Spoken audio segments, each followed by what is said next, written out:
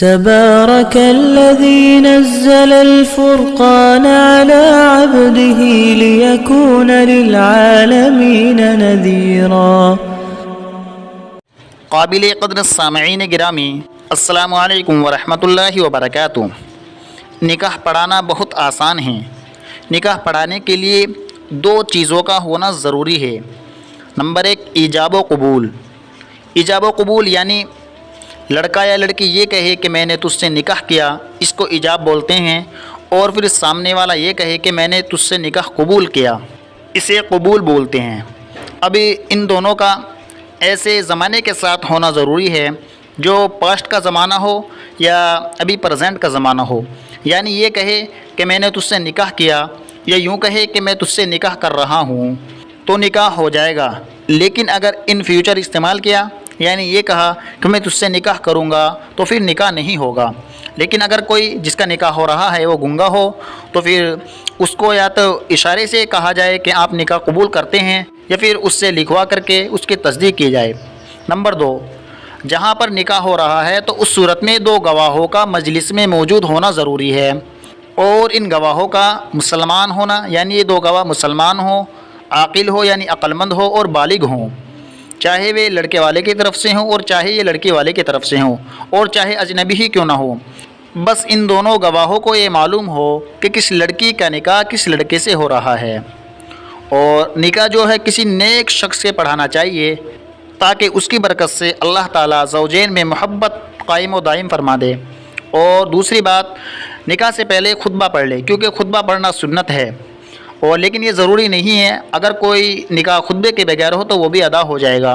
بس نکاح کا مقصد، نکاح کے جو خطبے کا مقصد ہوتا ہے اس سے خیر و برکت مقصود ہوتی ہے، خیر و برکت کا حصول، اور زوجین کو واعظ و نصیحت مقصود ہوتا ہے۔ اور ایک تیسری چیز زائد یہ ہے کہ اس کو مسجد میں کیا جائے، یعنی ہو سکے تو نکاح کو مسجد میں کرنا چاہیے، کیونکہ آپ صلی اللہ علیہ وسلم کا فرمان ہے اعلنوا النکاح وجعلوها فی المساجد، کہ نکاح کا اعلان کرو اور اس نکاح کو مسجدوں میں کرو، کیونکہ نکاح جب مسجد میں ہوگا اور مسجد اللہ کا گھر ہے تو خیر و برکت خود بخود اس نکاح میں شامل ہو جائیں گی۔ اور نکاح پڑھانے کا آغاز خطبے سے کریں۔ خطبے میں سب سے پہلے کہ اللہ کی حمد و ثنا بیان کرے، اس کے بعد قرآن کریم کی تلاوت کرے، اور قرآن کریم کی تلاوت میں یہ 3 آیتیں پڑھیں جو آپ اسکرین پر بھی دیکھ سکتے ہیں۔ نمبر 1، سورہ آل عمران کی آیت نمبر 2، یا ایھا الذین آمنوا اتقوا اللہ حق تقاتہ ولا تموتن الا وانتم مسلمون، اور اسی طریقے سے سورہ نساء کی آیت نمبر 1 اور سورہ احزاب کی آیت نمبر 70 اور 71۔ اس کے بعد حدیث شریف جو مشہور حدیث ہے، النکاح من سنتی وفی روایت فمن رغب عن سنتی فلیس منی، او کما قال علیہ الصلوۃ والسلام، یہ پڑھے۔ اور خطبہ چاہے تو کھڑے ہو کر پڑھے اور چاہے بیٹھ کر پڑھے، دونوں طریقے سے پڑھ سکتا ہے۔ پھر اس کے بعد لڑکے کا نام لے، یعنی یا تو پہلے لڑکے سے رضامندی لے لے یا لڑکی سے رضامندی لے لے۔ لیکن اگر اس بستی کے اندر جہاں پر نکاح ہو رہا ہے اسی نام کے اور بھی لڑکے ہیں، مثلا لڑکے کا نام زید ہے، اس کے والد کا نام ہاشم ہے، اور اسی بستی میں کوئی اور بھی زید نام اور ہاشم اس کی ولدیت نام کا کوئی لڑکا ہے، تو پھر اس صورت میں اس کے ساتھ اس کے دادا کا نام بھی ملا لے تاکہ امتیاز الگ ہو جائے۔ پھر لڑکی کے پاس وکیل کو بھیجے اور 2 گواہ جا کر کے لڑکی سے اس کی رضامندی لے اور مہر کا ذکر بھی کرے۔ بہتر یہ ہے کہ مہر سونے چاندی کے زیورات کے حساب سے رکھے، رقم کے اعتبار سے بھی مہر رکھ سکتے ہیں، لیکن بہتر یہ ہے کہ زیورات کے حساب سے رکھے۔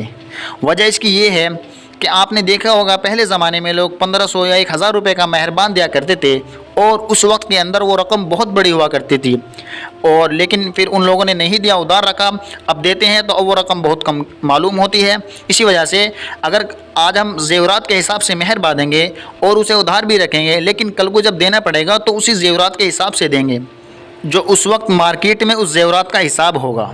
ایجاب و قبول صرف 1 مرتبہ کرا دے، بہت سے حضرات 3 مرتبہ کراتے ہیں، تو وہ اس وجہ سے کراتے ہیں تاکہ سب کو آواز پہنچ جائے، لیکن اگر 1 مرتبہ کرا دے تو وہ بھی کافی ہو جائے گا۔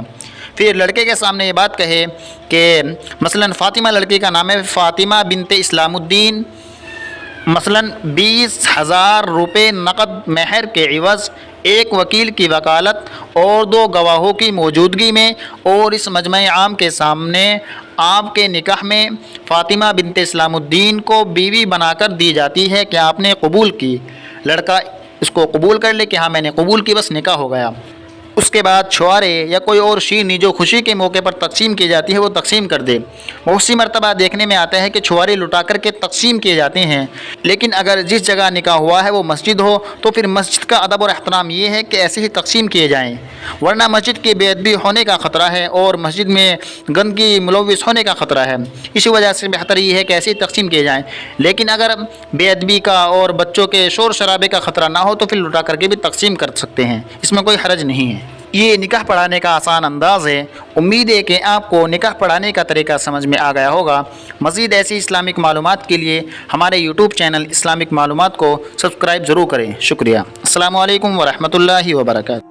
تبارك الذي نزل الفرقان على عبده ليكون للعالمين نذيرا